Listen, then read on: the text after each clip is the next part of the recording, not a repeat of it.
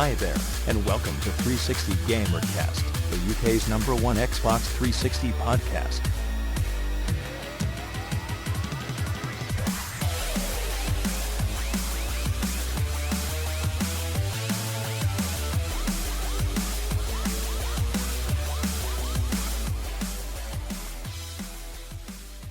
Hello and welcome to episode 18 of 360Gamercast, recorded on the 15th of June 2008. First and foremost, I would just like to apologise for no podcast coming out for the last 2.5 weeks. We have had some issues with the website and the podcast, but hopefully we are back to normal now.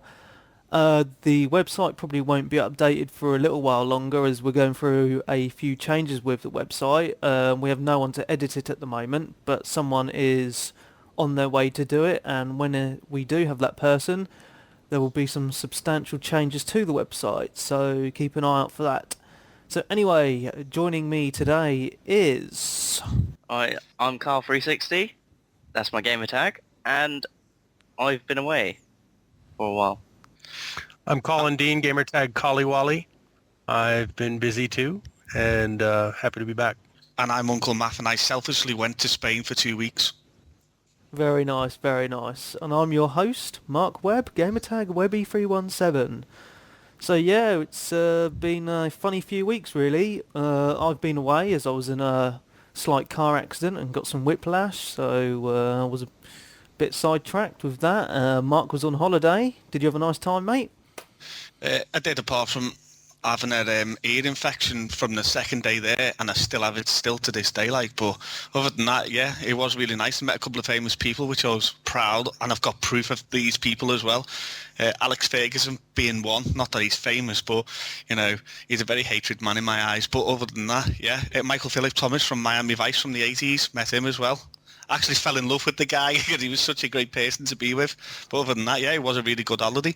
Excellent, excellent. Right, well, we'll get straight into it. So we'll start off with the news first, and the first bit of thing I want to talk about is there's a video of the game Hawks on the marketplace. I just wanted to talk about this quickly, as it looks pretty good. I'm a big Ghost Recon fan, and basically this game is a flight simulator type of game. You're the air support from the Ghost Recon game, so like the Ghost teams all around, like on the ground, and you're in the planes, and it looks really, really good. You need to check out this video.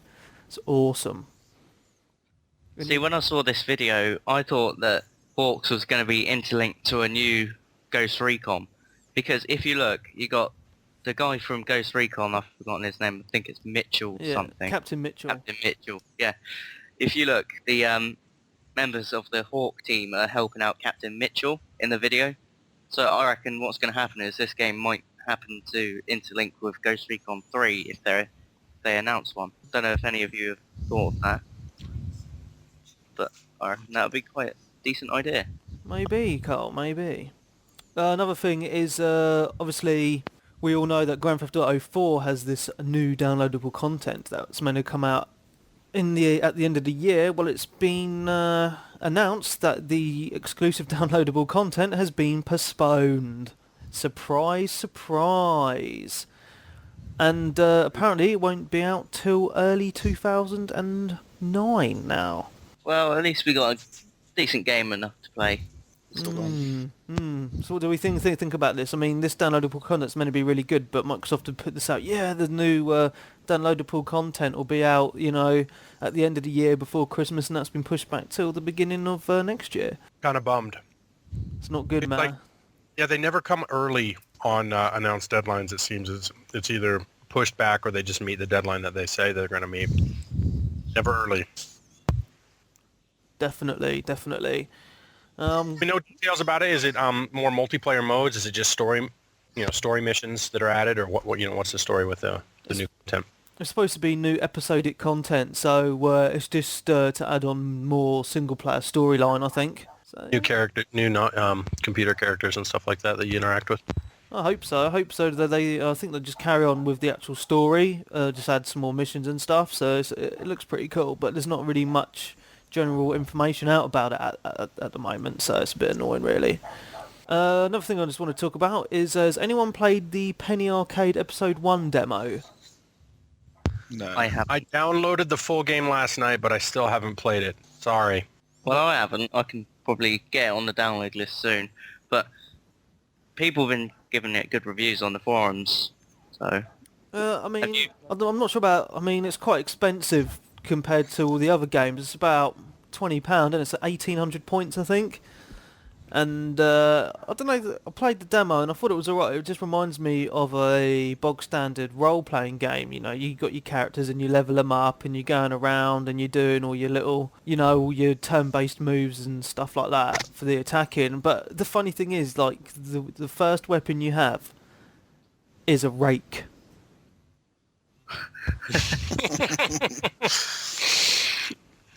He's like, yeah, raking my lawn. This giant bloody robot comes and squashes his house and all this stuff. And he's like, right, I'll pick up this rake. This will be my weapon of mass destruction.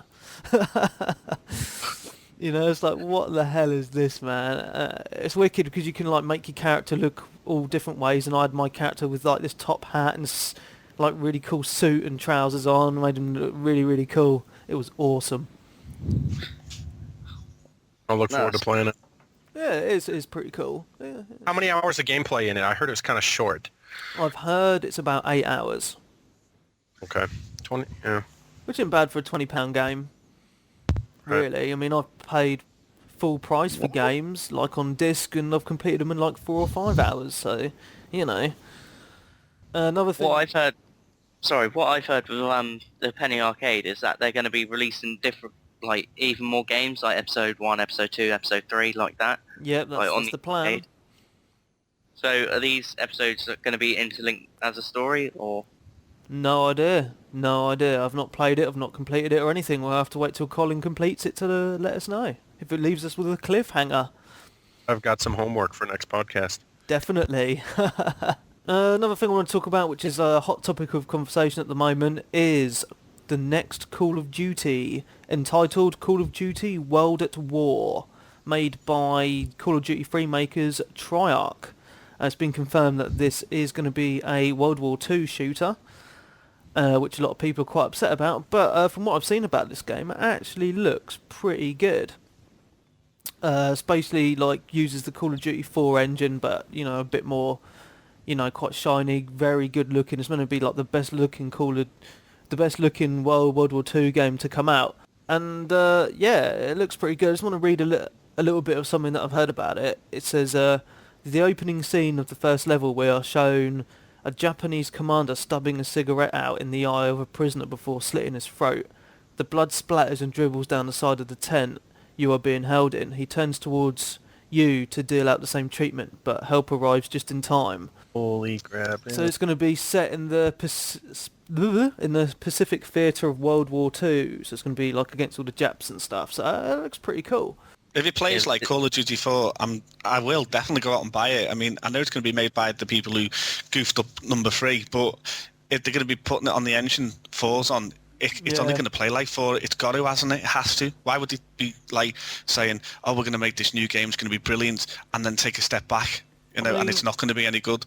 Yeah, even the online side of Call of Duty World at War is meant to be very, very good. Very similar to Call of Duty 4 with your perks for your weapons, and obviously there was no like drones and stuff back in those days, so like when you get 3 kills and 5 kills or whatever, you're going to have different things happen, but they haven't announced what yet, but it's looking very, very interesting. But the thing is, with the single player is looking good as well, but thing to remember is you've got Brothers in Arms Hell's Highway coming out this year as well.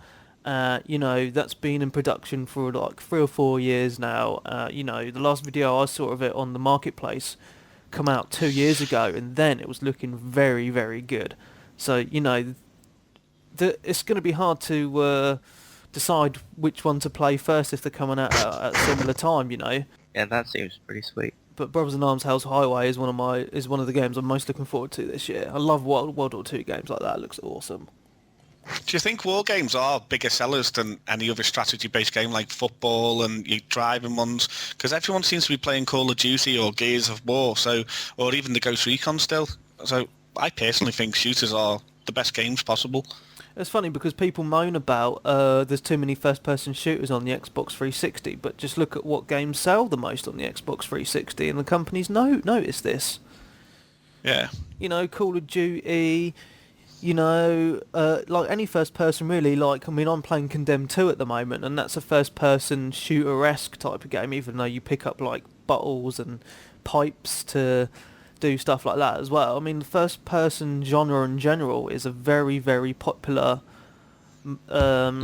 thing for the Xbox, you know, it always has been. I mean, the Xbox 360 has always been geared towards more of a hardcore gamer, and hardcore gamers like first-person shooters. Because I used to always be into my sports games and my driving games, and then I came on to like Rainbow Six and all that, and I just got addicted to just playing shooting games, and that's all I want to spend my money on. I mean, that's all I look for now. Like Far Cry 2 is going to be coming out, obviously that's going to be a shooting game as well.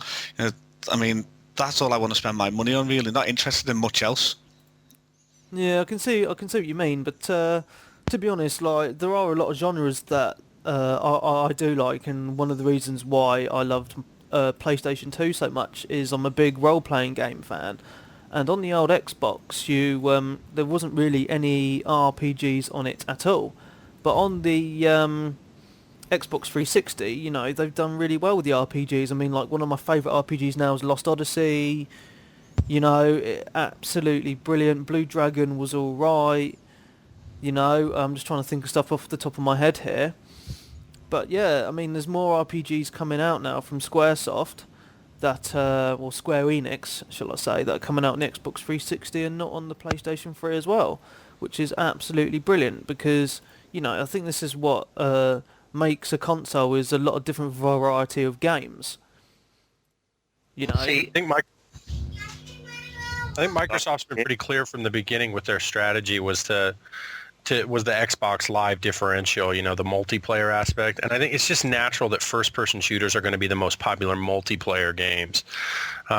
See, I tried playing Command and Conquer on the console. It just doesn't work. You have to have a mouse and a keyboard to play a real-time strategy game, I think. And so it's just natural for a first-person shooter to be, you know, the most engaging type of gameplay for a multiplayer console game. And so that's why you see the popularity of Call of Duty or Halo 3 or whatever else. And the role-playing games are fun, but it's just you can't multiplayer as much with RPGs, and that's why, I think that's the differential. Yeah, but I think the thing is with, I'm big into my online gaming, shall I say, and, you know, one of the main reasons why I've got an Xbox 360 is Xbox Live, because I just love playing games online. I mean, I've been playing games online ever since the first Half-Life and Counter-Strike on the PC all those years ago. But, you know, sometimes it is nice just to have a nice single-player game to play for where you can get involved in a story, just like Lost Odyssey, you know. BioShock or... Yeah, I think Grand Theft Auto for me has been, you know, that's what I play when none of my, you know, no good friends are online. And then when my brother jumps on or my friends jump on, it's okay, let's pop in Call of Duty and, you know. Yeah, I mean, for me, sometimes I'm just not in the mood to play online. Sometimes I want to get involved in a nice deep story. You know, for me, storylines and games are a big thing. It's like watching a movie sort of thing. And, you know, I just really, I don't know, I can't explain it, but I just love the fact, you know, like games like Lost Odyssey, you can go around, interact with different characters, talk to them, go and do your epic adventure and your battles and have your massive end boss in the game, and it's taking you 50 hours to complete it, you know, and you feel a sense of achievement after you spent so long in a game like that. But then on the other hand, online games are, like Call of Duty 4's mastered it perfectly, you know, with the perk system and your ranking system and your little medals and stuff like that. You know, it keeps people like Mafia here on it all the bloody time. He must have played it for about 20 days solid now. You've got 20 days played on Call of Duty? No, I've actually only got 14 days total, but I've never ranked up over more than the fourth one because I don't really see the point in actually doing that anymore. I'm not like a gamer hoarder or anything like that. It's just I just love playing the game, especially with all my friends. I mean, I don't like going into a room with a bunch of nobodies and then not being big-headed, but being the only one surviving and then saving the, you know, winning the game for them. I just like playing with my friends. It's just all about being there and having the banter. And I mean, I don't even take the game serious. I never have ever since I bought the game. Never took the game serious. I mean, I have me bit, me episodes where I've moaned at people because they're playing absolutely pants like. But I love Call of Duty more than any game, really do. So you're not going to prestige all the way to 10? No, I'm chicken. I can't be bothered. I just what it is with me. I don't like the M16. I think it's the most. I'd rather put the gun down and just try and fight someone with my knife because it just pops out 3 bullets at a time, and I hate it. It's not. I love the M4 carbine. It's such a realistic feel to the gun. That's funny because the M16 is my favourite gun on that game, and I use it all the time. Yeah, but no wonder you die more than me. Oh, excuse me. We were playing. We played 2 nights ago, right? And I got 14 kills and 3 deaths. And how many kills did you get, Math? How many kills did you get? I got no kills and 7 deaths, but there you go. I just only come home from Spain. I couldn't work out the buttons or anything. I was trying to teabag people, and I was thinking, what squads? I couldn't remember nothing, but when it all come back to me, I started playing well. And then you got off, and I stayed on till 5 o'clock in the morning just to get my skills up. We'll settle this after. We will. But I think Math's using too many excuses here. Yeah. Oh, I can't play properly. I've been on holiday. So what? I haven't played for about a week or so either. Get straight on it, mate. Kick some ass. It's like when we played the Rainbow Vegas 2, which, I played that for about 24 hours. I totally forgot the, playability of Call of Duty. And that's why I won't put Rainbow Vegas 2 back in the, the Xbox, because I don't want to be learning the how to throw the grenade and all that, and then go back on Call of Duty and forget how to throw the grenades and stuff. I mean, that's one of my that's why I do play Call of Duty constantly. I just don't want to forget the movements of the game. I understand. I'm sure a lot of people feel the same way I do once they've gone on to another game. I mean, if you went and played Gears of War for a week, you'd honestly be, and you'd be back on Call of Duty 4. You're bound to be. That's a good thing. I think that Gears of War multiplayer absolutely sucks. Oh, you can't say that. You can't say that. It is absolutely pants. 8 players, come on. Gears of War is probably it's fantastic. the best It's different. online. The co-op's awesome, but multiplayer, nah, I just couldn't get into it. I could get into it just like that. I could just be sat there playing it now. It's just one of those things you can pick up. Yeah. I've been dying to go back to Gears of War multiplayer, but just everybody plays Call of Duty. Gears of War multiplayer is fun, man. I think it requires a lot more team communication and teamwork, because once you die, you're gone for the round. So you got to be a lot more careful about the way you proceed and play. Well, not really, because on Call of Duty 4 we play hardcore. Oh, search and destroy. Yeah, it's the only one I like playing. I'm mostly a team deathmatch. Yeah, okay, I see your point. So there. Actually, so are you going to pick it up in November when it comes out, Gears of War 2? Yeah, I'll pick it up. Yeah, I'll pick it up. I'll pick it up and put it back on the shelf. No, right. Because I enjoyed Gears of War, the first one, single player, but mostly co-op, doing the single player story co-op with a friend. I mean, I'd done it about 4 times, but when it came to the actual multiplayer, I didn't enjoy it, and I can see the same happening with the second one. I'll play it co-op a few times with my mates, do it on the hardest setting and get all the achievements or whatever, but then I'll probably just rent it because I'll get bored of it after a couple of weeks. Can I just say thing? Go, Carl, go. Just on the subject of Gears of War, you got the games for Windows and stuff like that. Yeah. What do you think of where they brought Gears of War out later than when it did come out on games for Windows sort of thing? Yet they've got like different different campaign missions. Like apparently there's 3 extra ones that you don't get on the 360. Yeah. What do you think about that? Where it's supposed to be a 360 exclusive going onto the PC, which obviously is owned by Microsoft. So not really, because Games for Windows is a Microsoft platform as well, and all PCs run Windows basically. So. It's just another platform for Microsoft. So putting Gears of War onto the PC and adding a few extra levels, I don't really think anything of it. It's just a few extra levels. Who gives a shit? Yeah, but they add more to the story then. The 3 extra levels, with longevity. Wouldn't you have expected them to be on a downloadable content type package or in the game itself, rather than bringing it out on Games for Windows and it having more than what you get on the 360? Not a big plus deal. achievements. Yeah, to me, it doesn't bother me at all because I thought the single-player story for Gears of War was really, really good anyway. I enjoyed the storyline and enjoyed playing it, and I'm guessing that on the PC version they just added in a few more bits just to make the game longer and didn't really add any more storyline because that would just ruin the experience for when the second one comes out anyway. True, but I'm just saying, wouldn't it be nice if we could have that as downloadable content for? Well, yeah, of Gears of course War? it would be nice, but, most downloadable content, they'd probably charge for it anyway, and I wouldn't buy it personally. I would. We're obviously a fan, a die-hard fan. I am. I've got all Carl, the I'm Gears. with you. It's a good game. See, Plus, how about this? Halo 3, you can teabag people after you kill them. Call of Duty 4. Call of Duty 4, you can't really do anything to rub it in. There's nothing better than in the Gears of War multiplayer after you've downed somebody, walking up behind and moving back and forth like you're giving it to them in the ass before you step on their head and execute them. There's nothing like that in Call of Duty 4. Yeah, No, you in can Call teabag. of Duty 4, in Call of Duty 4, when you sneak up behind an enemy, he's lying down, you can live teabag him. I love doing that. You jump up and down on him, and you'd even drop all the way to the ground, and you shimmy all across his face and everything. He doesn't even know you're doing it. I love doing that, and all the people that are dead that are watching me play, me doing it, and at the end when you died, they're pissing themselves, bleeding, laughing because Yeah. that other person was alive and didn't know that it was happening, or then you just stabbed the person in the back. I just love it. I mean, that is what you call a proper teabag. Definitely. Talking about first-person shooters, and we dipped onto the conversation of Halo 3 and teabagging. Does anyone even play Halo 3 anymore?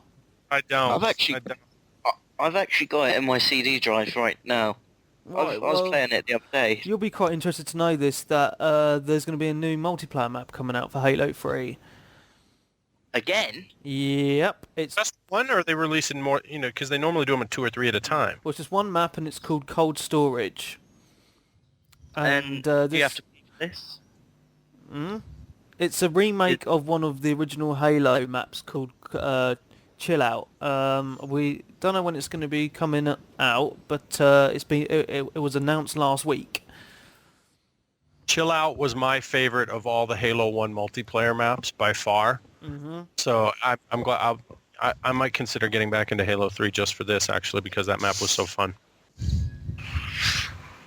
Yeah. What's What's the release date on it? There's no release date yet. Yeah, it's just been announced that it will be out at some point this year. Oh, that's sweet. I I know. can't wait to start it. So yeah, so recently I've been playing. I've been scaring my pants playing Condemned 2, and this was so freaky, man. I don't know if any of you guys have played it, but I was doing this level yesterday, and you're in this doll factory, right? And you're going around, and the game's all dark and gloomy. You got your little flashlight, and you're going around and that, and there's these bloody little dolls everywhere, bloody walking after you and attacking you, and that's like nothing more freaky to me, man. Then these dolls, you got to solve the clues, and there's this boss who's just like this big clown lady with a lollipop stick. She's like, and she's attacking you, and I was like, oh my god, this is so freaky. And I bet you threw your doll in that cupboard Mate, from I your tell bed. you what, this game is well messed up. I'll tell you that. It's so mental. There's decapitated bodies everywhere. It's just such a weird, gory game. And for Sega to make a game like that, I mean, like, obviously Condemned 1 as well, but it's just weird because you always think of Sega as doing all these fluffy Sonic Mario games, and they go and do this. I can't believe you said Sonic was fluffy. Sonic's the best game ever, period. It's fluffy, Carl. It's fluffy. It's kidding. I don't care. It's the best game ever, period. Which one? Nah. Carl. It's a game where you got to get from one end of the screen to the other, and I don't see the point. It's like playing golf. You got to get, hit the ball and then chase after it. It's just boring for me. As a kid, yeah, it was okay, but other than that, it's really boring. You could argue that I'm a big kid inside. But Sonic, best game ever. Well, anyway, moving on, we all know that Ninja Gaiden is out now, and I'm sure most of you played the demo now. I had a little go on the demo. What's your impressions of it, Colin? Because I know you played it as well. Yeah, I think I'll be picking this game up, actually. The demo was amazing. I thought it was a lot better than most of the demos that I've played. The graphics were fantastic. It's like a futuristic Tokyo setting at night in the demo. The graphics look really pristine. You're up on top of skyscrapers looking down at the city. The fighting was insane. You're like chopping people's arms off, chopping people's heads off. I chopped a dude's arm off and he's still coming at me. I thought that was a little bit weird, but other than that, I got this staff with two metal balls with spikes on the end, and I'm sitting here just kicking the shit out of people. It was a lot of fun. I think I'll probably go pick up the game. Okay, Ninja Gaiden or Devil May Cry? So I haven't played Devil May Cry, but what are your thoughts on it? Ninja Gaiden looked pretty damn cool. From my experience, because I rented Devil May Cry 4 and I played it for about an hour and a half and I got bored. I thought it was pretty. I thought it was pretty crap, so I sent it back. I'm glad I never bought that. But Ninja Gaiden looks pretty sweet. I mean, I played the last one on the old Xbox and I found it so difficult. But that's what's missing in a lot of games nowadays, I think. A lot of games I play now are so bloody easy to complete, and this just brings back a bit of old school toughness to a game. I mean, there's people moaning on the internet already that, oh, it's too hard, I can't complete it, oh, I'm stuck. And I'm like, so what? You got to have a little bit of skill to play this game. Oh my god, that is what's missing from games now. Oh, So, yeah, I'm gonna pick up this. Well, I'm gonna rent it because I rent most of my games now, and I reckon it'll take me a good couple of weeks to complete if I play it solid. And I know I'll get stuck on certain bits, but so what? You just persevere and get through it. I mean, it does look like a very, very fun game. It's different to what's already out on the Xbox 360. My one concern was that it started to get a little bit too hack and slash, just button mashing over and over again.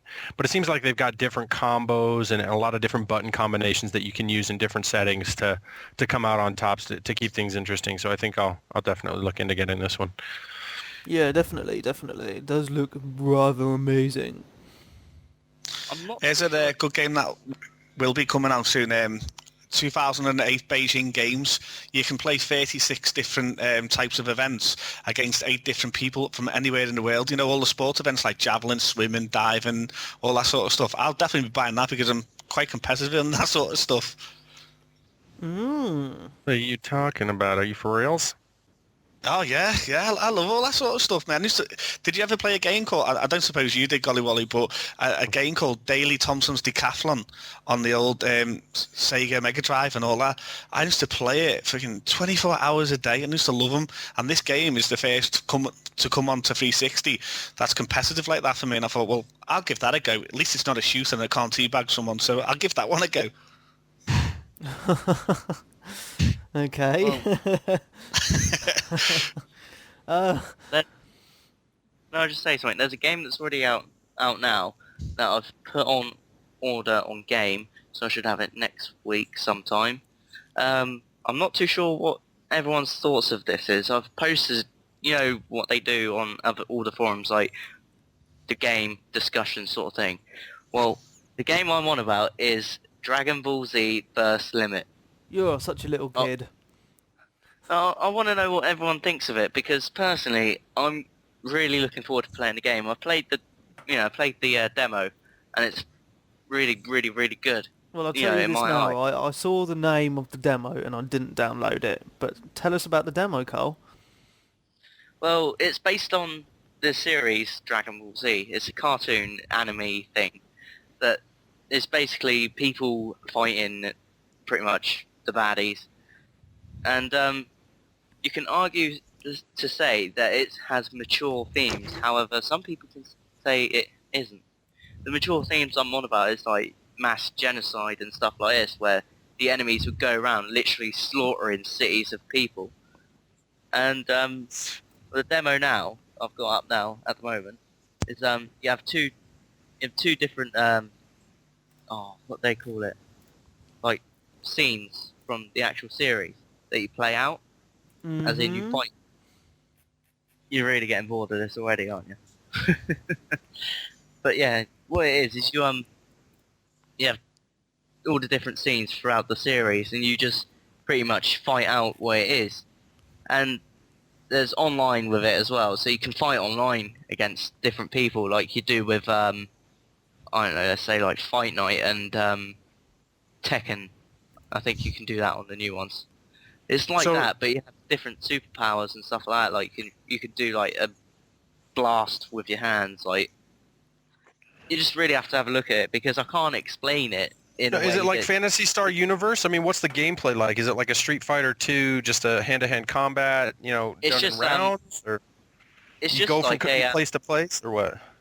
It's just a Tekken type game, like where you just fight people and that's it, sort of thing. But It's you just can a go fighting through game then. Yeah. But How many characters are in it? In all honesty, I would have no idea. You're full Was of it Dragon Ball? information. Well, I can get the information up now if you want. That's all right. Okay. Can you jump to like? Can you fight in the sky and then fight on the earth and stuff like that? I think the Super Nintendo had a Dragon Ball game that I played a little bit, and you could separate and do these supercharged up attacks and shoot energy beams at people and stuff like that. It wasn't bad. Yeah, Do they have all? still the same, but just very, very, very nice graphics. I recommend downloading the demo because, you know, if you don't download the demo, you probably wouldn't understand what I'm going on about if you don't understand the actual series itself. I have an issue with downloading demos, right? And I know everyone's broadband's different, but everyone has a download limit. I've got a 30 gig download limit on my broadband connection, right? And I download a lot of stuff from the computer. I'm not telling you what, because I'll probably get arrested, but... We all know. Music for child porn. No. I want my chicken DVD back. Yeah, anyway, I get a 30 gig download limit, and after I go over my 30 gig limit, I get charged extra for the extra bandwidth I use. I know a lot of people get capped. And, you know, I download some movies, you know, some of the high-def movies are a gig, some of the demos are a gig, and then I download some movies on the computer and stuff like that, and before I know it, I've used up my 30 gig limit, and I'm getting charged extra. I mean, like last month I got charged an extra 20 quid on my broadband, and I'm like, what the hell's going on here?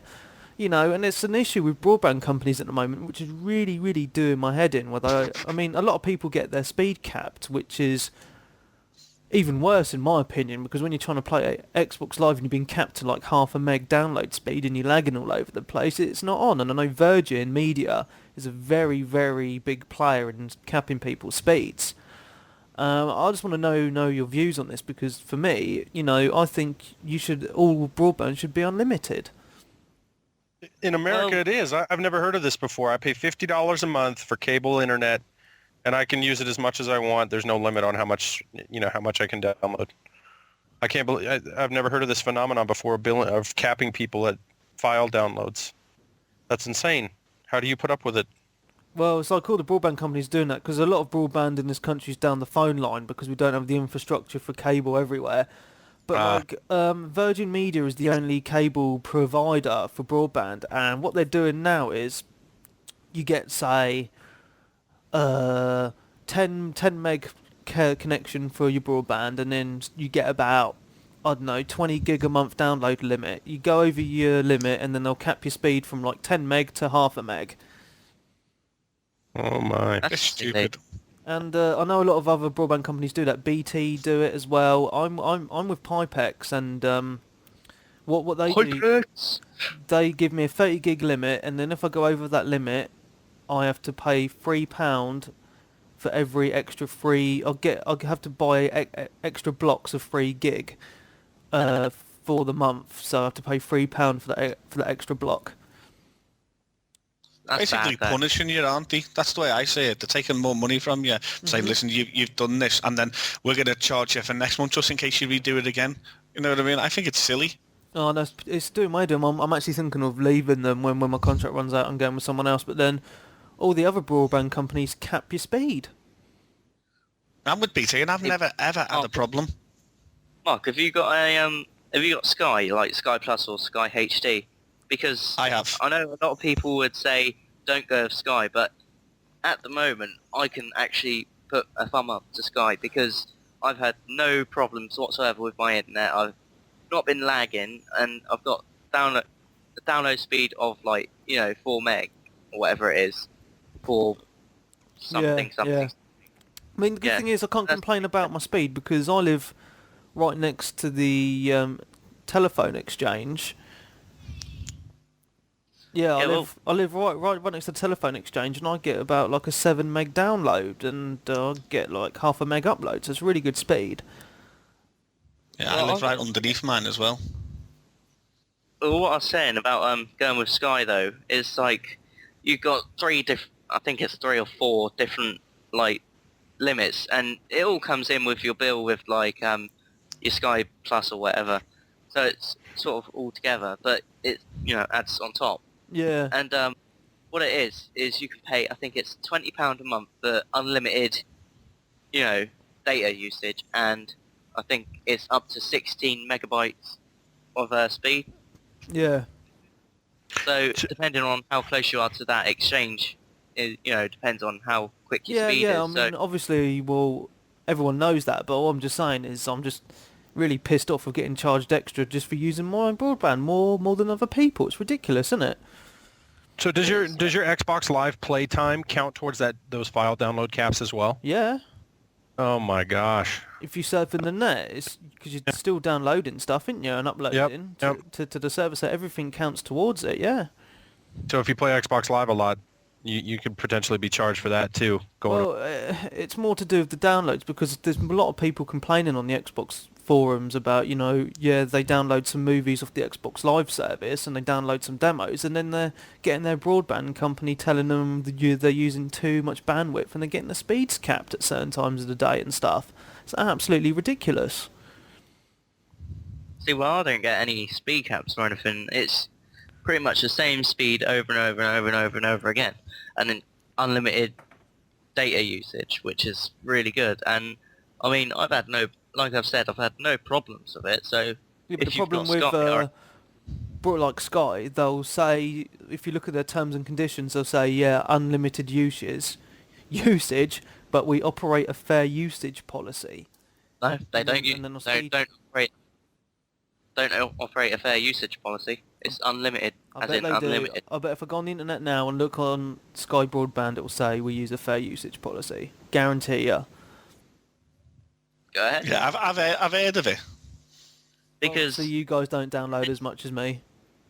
in the household I'm in now, right, we use the internet and it's like pretty much going 24/7, and I've not had it like a single you've gone too much over your limit type bill.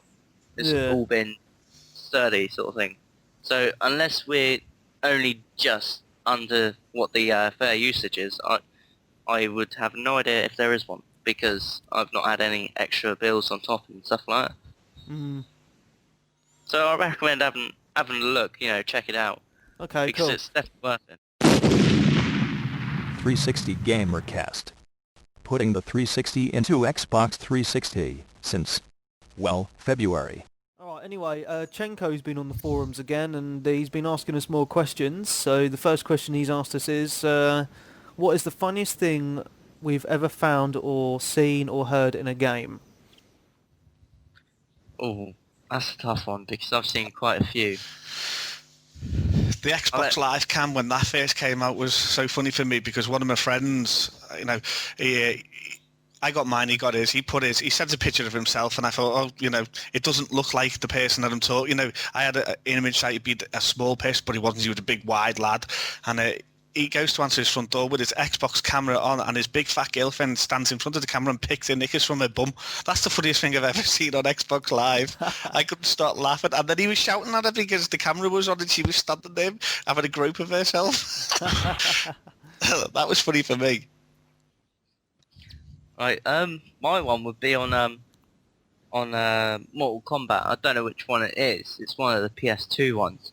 There's a guy called Mocap in it. It's not a playable character in that one, but it is in the next one. And what it is, he's in one of the suits, like the motion capture suits with all the balls and that on him. And when you go to punch him, you punch him, and he'll go, "Oh, my balls!" Like, just out of nowhere. It's like the funniest thing ever. No. Because you don't hit him there, but you hit him like just in the face or whatever, and he'll be like, "Oh, my Ah, just so funny. Another thing from Mortal Kombat though is on the old Mortal Kombats, this guy used to come up on the screen going "Whoopsie." Do you remember that? Oh yeah, that, So what about you, every Colin? time- Ollie. Colin?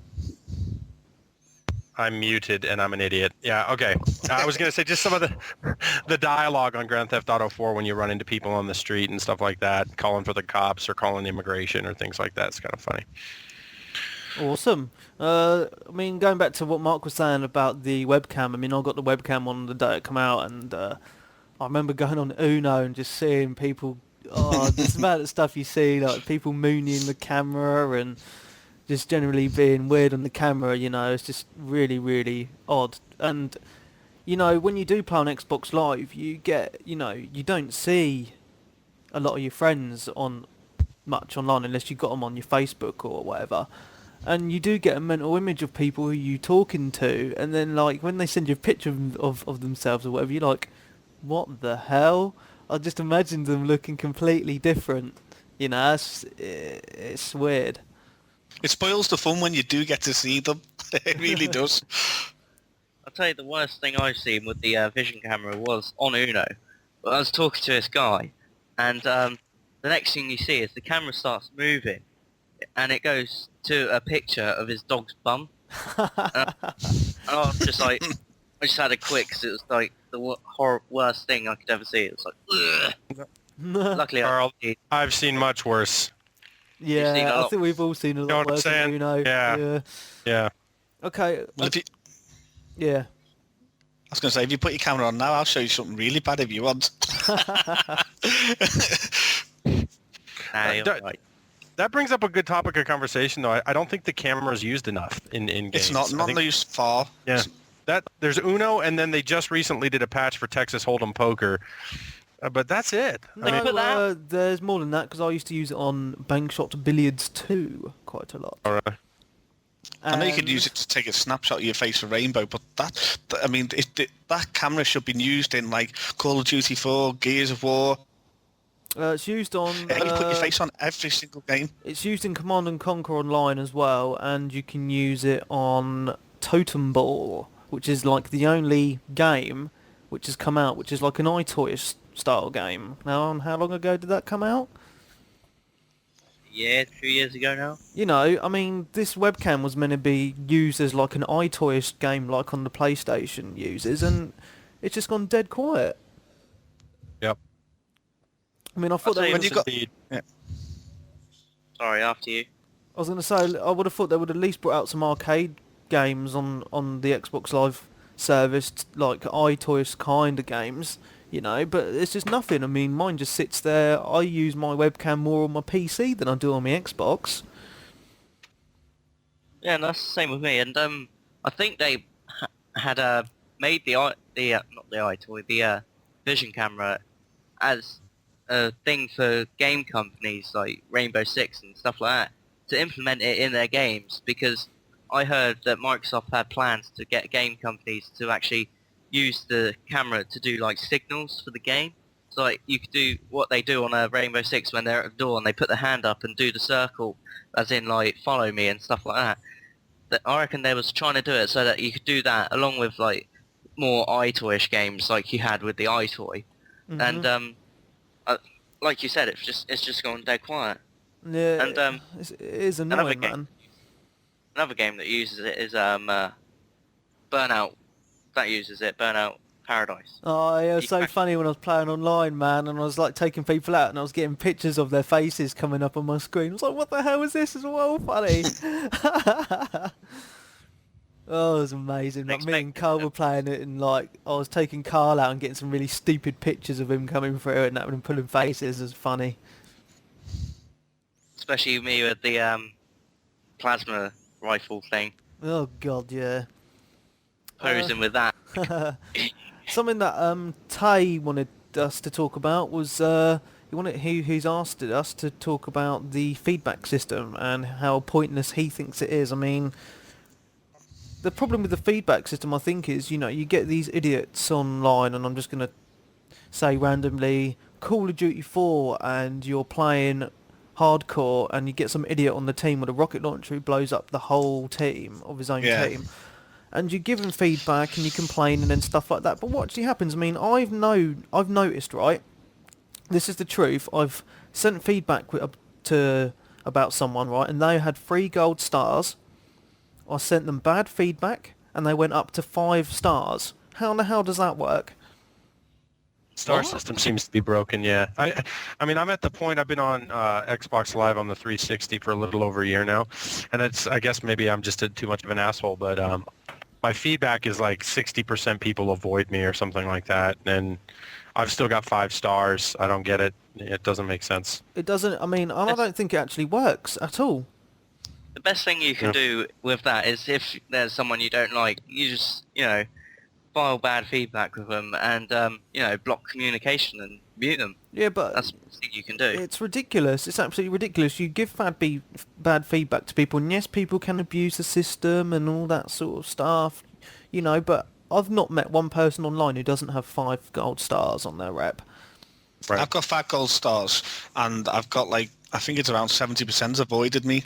I mean, God knows why they avoid me, because I'm such a good team player. I haven't got a clue what they're doing to me. Yes, No, I absolutely. mean, I haven't got a clue why someone would spend their time going to... I don't really upset that many people. I mean, the only time I've ever argued with people is when they're other scousers, basically, and that's it. Everyone else is just plain old banter. Some people are like that, though. Some people can't take losing, and if you beat them, over and over and over again, they'll just get so annoyed with it, they just have to give you bad feedback. It's just silly, really. It's the anonymity of the internet. Indeed. It's not. I just think this feedback system is totally useless, and it. The way Xbox Live works sometimes is totally ridiculous. You get people that sort of thing, and this guy was called like Michael Gaynor or something, and that was his name, and it'd been his Xbox Live gamer tag since the old Xbox. So it'd been his gamer tag for about 5 years, and then about a month ago they send him a message saying you must change your gamer tag because it violates the terms of use because it's got the word gay in it. It's like, what sort of world are we coming to? It's ridiculous. I do have a comment though. I think it's not entirely broken. One of my good friends on Xbox Live can get really carried away with the trash talking, and he's actually been banned, I think, once or twice or suspended for a week or 2 because so many people left bad feedback on him. Is that from filing complaints? I'll take it. Yeah. It must be, but still, it shows that Microsoft was paying attention. He sent me a text message. He said, "Guess what? I got banned from Live for a week. I'm suspended." So all I could do was laugh at him because I've seen it coming a mile away. I mean, with the way he acted. So that just shows that they are doing something. But again, the whole avoidance thing and the 5 stars doesn't seem to make a lot of sense. But they will ban people that get excessive amounts of complaints, I think. I think they actually ban you more when you swear in your bio. Because Hooks has been banned for 48 hours, and then for a whole week, all because he wrote bitch in his bio. Oh, it's ridiculous that. The Xbox Live service is, you've got to be over 18 to really play it, haven't you? Because you need a credit card and all that to sign up for a gamer tag anyway. So I just don't understand. I really don't. I've heard, kids hear worse in the playground anyway. Yeah. Yeah, well, thing is, they get their dads and that to get the Xbox Live, don't they, sometimes? And, actually, no. I was going off to a different thing. It's not actually linked to it. Okay, moving on. Chenko has asked us another question. This is a pretty good one. What is the most embarrassing Xbox 360 game that you like to play or you have played? I'll go first. I bought Viva Pinata a couple weeks ago, and I think it's kind of fun. That's not really Viva embarrassing. Is that not embarrassing? I thought it was a kid's game. I had a couple people message me and say, you can't ever make fun of me again because you're playing Viva Pinata. I think what it is the reason why that's supposed to be embarrassing is because someone asked Bill Gates about it in a video about, something about Viva Pinata, and he goes, I thought that was supposed to be a girl's game. I think that's probably why. Could people be. get I mean, that. it's definitely targeted for little children. Yeah. Oh yeah, definitely. Anyways. Well, it's a cartoon series as well. Yep. I'm just gonna tell you what Chenko's most embarrassing game he likes to play, and that is Beautiful Katamari.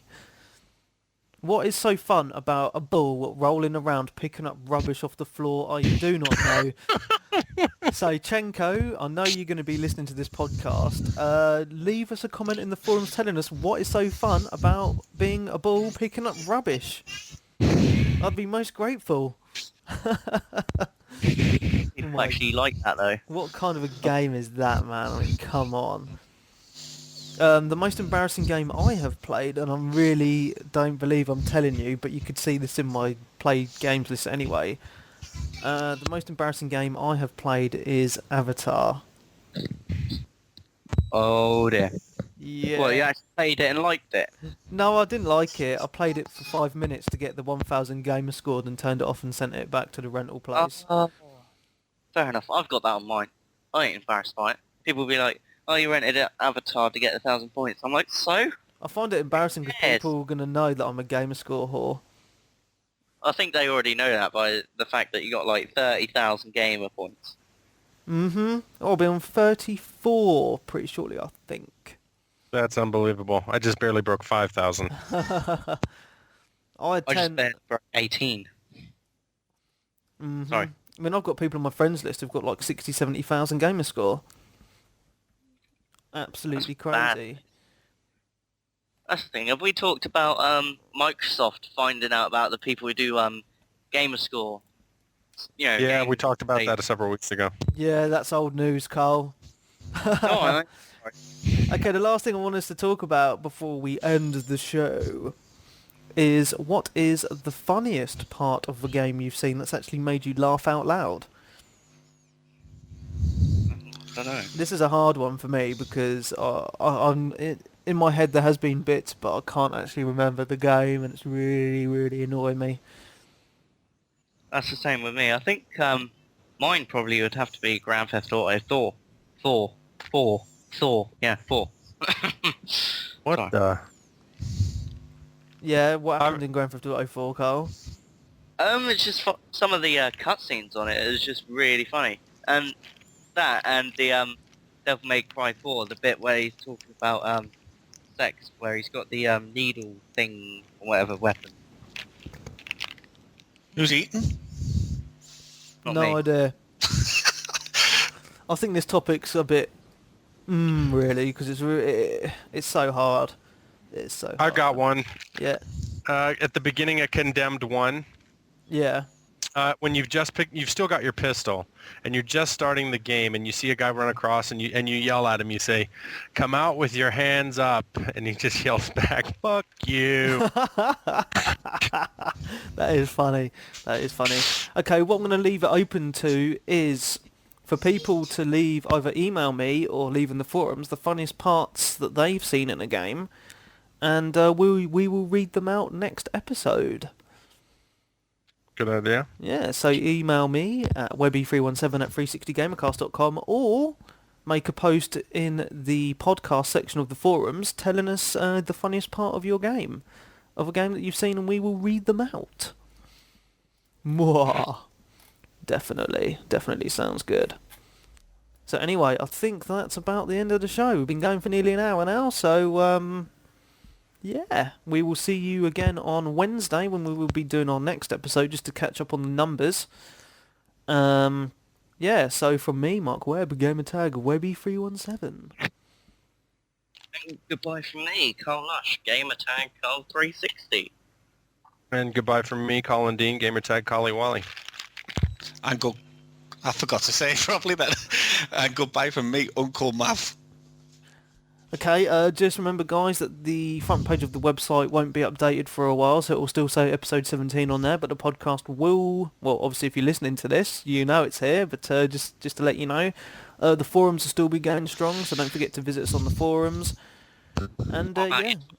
And if you've got iTunes, subscribe to the podcast on there to get us up on the rankings. So, we'll see you later. Bye!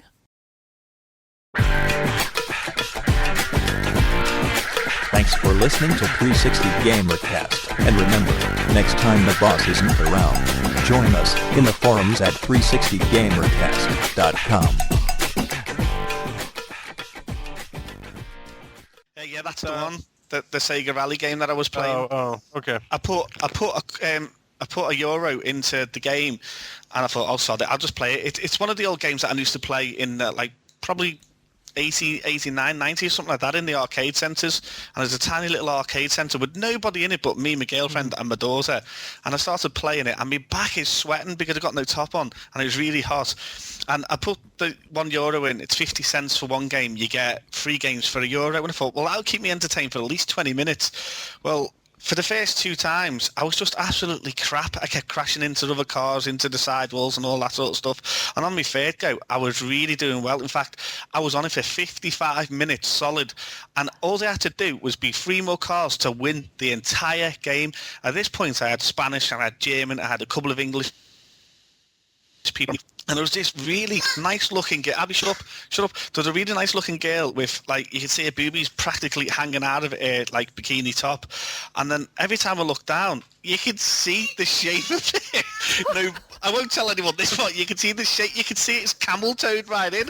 And I just looked down and I just crashed the car and flipped the car upside down. Concentrate, Will. Yeah, you can win the game. And all these Spanish kids are all clapping. But I couldn't look away from this girl's package. And Bacon, as we walked away, and all these people were they were clapping me as it got up, and you could have seen the puddle of sweat on this plastic seat. There was looked like someone tipped a whole can of Coke down there. Abby, I will now, babe. Can you just leave me alone? What do you want doing? Wait there a sec. What do you want doing? This off. There you go. Just want your bloody pyjamas off now. And as we were walking away, Faye goes, I'm disappointed in you. And I said, why? And she goes, well, you're doing really good until you started paving at that girl. That's the best €1 I've ever spent in the whole of my life.